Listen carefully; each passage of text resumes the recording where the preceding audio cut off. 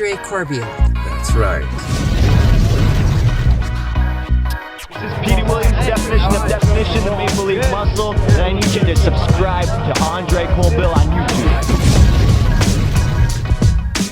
We got the hardcore legend, an icon in this industry, none other than Mick Foley. DDP better put some damn clothes on or I'll whoop his ass. And that's the bottom line, cause Stone Cold said so. AKA formerly Brodus Clay the Funkasaurus, and you do know that.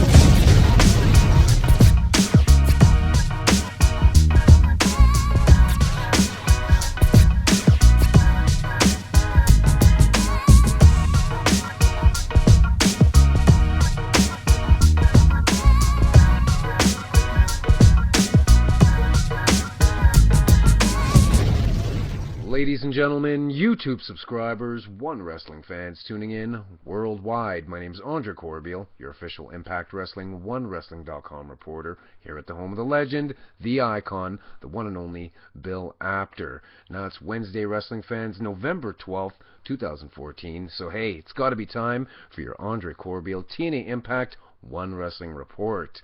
Now, with the back and forth heat that happened all week long on all forms of social media, including Impact Wrestling's YouTube channel, between Taryn, Terrell, and Madison, Rayne, and when you factor in the loose cannon status of the Destroyer, Bobby Lashley, and what he was going to do tonight, and furthermore, the continued Revolution angle in recruiting Davey Richards to be continued. Now, I was very, very intrigued to actually tune in tonight on this November 12th episode of Impact Wrestling and what type of offering the company would serve up to us wrestling fans.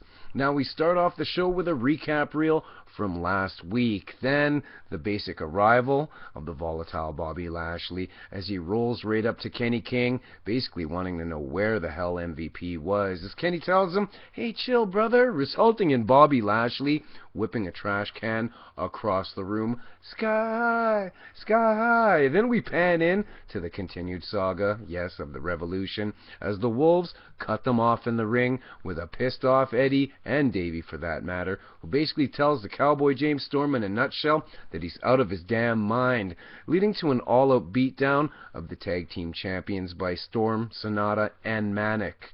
Now, they took out Davey's leg, and this was obviously when the injury happened to Davey Richards, and we all know he messed it up really, really bad and has been out for quite some time, and this was obviously that moment as Davey laid absolutely crumpled up on the outside of the apron. In a shocking power play move here, what does the Cowboy James Storm do? What does he do? He cashes in his Feast or Fired briefcase. I forgot he even had that.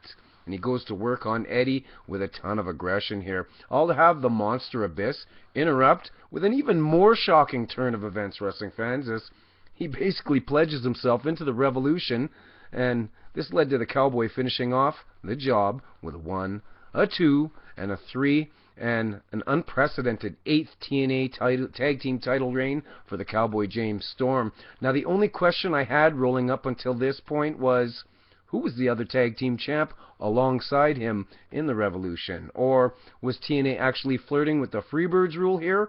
Only time would tell, and we find out tonight, but I digress. I'd absolutely love it if they brought in the Freebird rule. Long-term wrestling fans, old-school wrestling fans, know what I'm pertaining and relating to there. Now, we then roll into your Knockouts grudge match between the two former friends turned bitter enemies, as Madison and Taryn. They locked up in a solid match here that was controlled by Madison basically until the midway point. And that's when the hot mess, Taryn Terrell, turned it up here. And the bottom line and the fact of the matter is you can never really count Madison Rayne out, as this match went back and forth, until basically a diamond cutter out of the corner by Taryn Terrell gets her the 1, the 2, and the 3 win in this very entertaining bout. We then had Bobby Lashley find Kurt Angle backstage, and in a nutshell, he demands that he wants his title rematch tonight.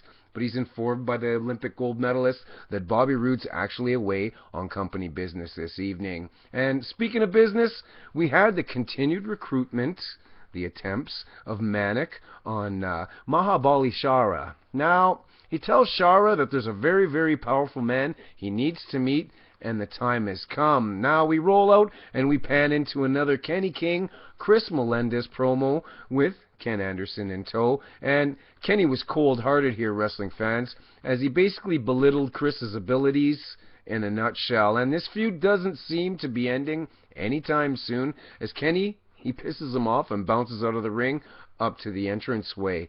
Now, this was when the going got tough. So, Ken Anderson, he's been a great, great, great role model for Melendez since coming into TNA, and I like it. Now, Kenny King, why'd you bounce, brother? Obviously, you're gonna pick your moment, pick your spot, and make it count. So I'm good with that, and we roll on. We had Gail Kim and Taryn Terrell backstage, basically asking Kurt Angle what his plans were pertaining and relating to Havok repeatedly attacking them both.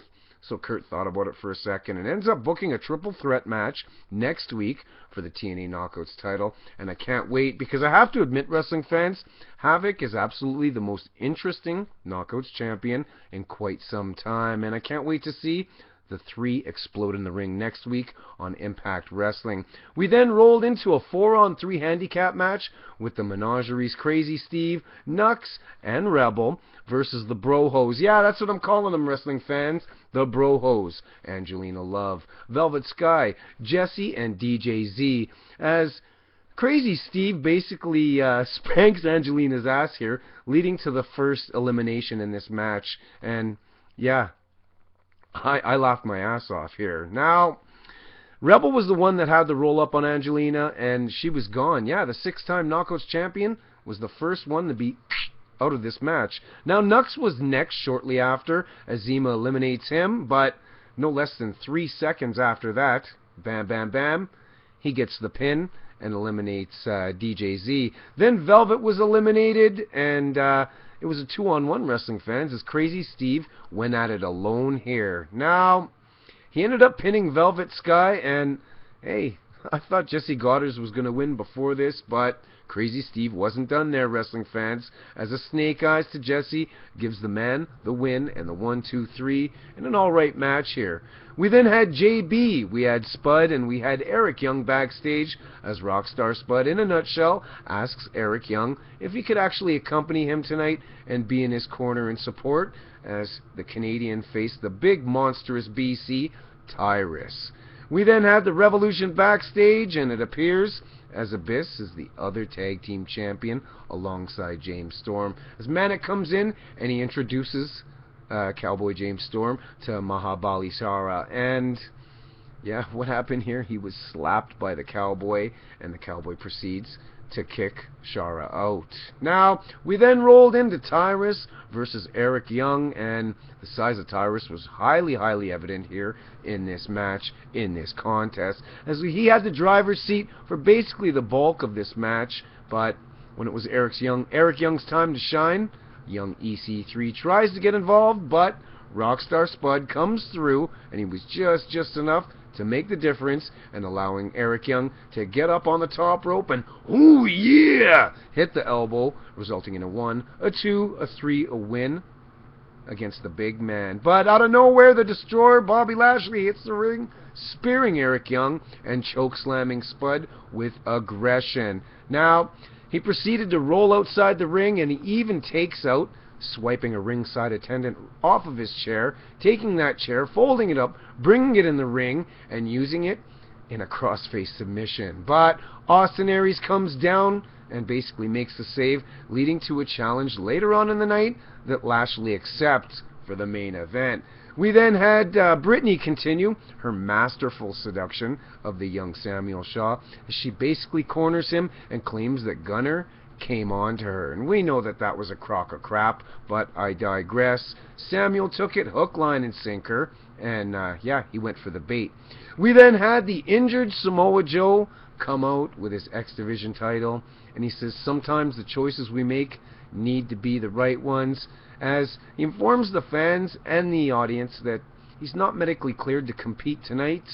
As a matter of fact, not for quite a while. And now Samoa Joe cuts an amazing, heartfelt promo here on the X Division's legacy, and tells the fans that they deserve better than waiting. Now, he ends up relinquishing the X Division Championship and vows to come back for whoever the winner is, or the title holder, you know what I'm saying, when he returns.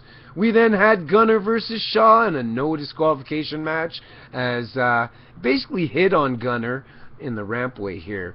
Gunner comes out and he attacks him to get that little bit of an edge in the match that saw many chairs, many freakouts from Brittany, and a power bomber too. Now, the ring steps came into play, as Gunner took control shortly after that, and Samuel, yeah, he hit the steps pretty damn hard. But I can't deny it, Samuel actually did rather well for himself when you factor in a little help from Brittany. Now, the power of Gunner at the end of the day is what came through as a vicious F5 into a pile of chairs, smack dab in the center of the six-sided ring, yeah, to the young Samuel Shaw, and a 1, 2, 3. Now, whoo! The powerful Bobby Lashley. Yes, main event time.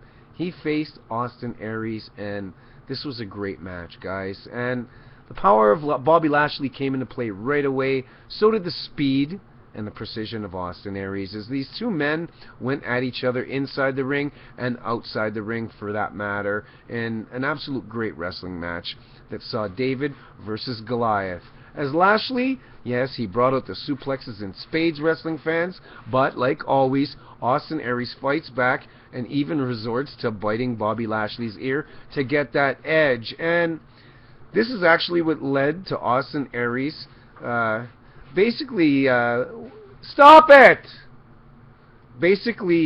hitting his arsenal and nearly getting the win here. Now, he was on the verge of victory, but he was smashed hard twice into the ring steps, and this followed by an outside spear.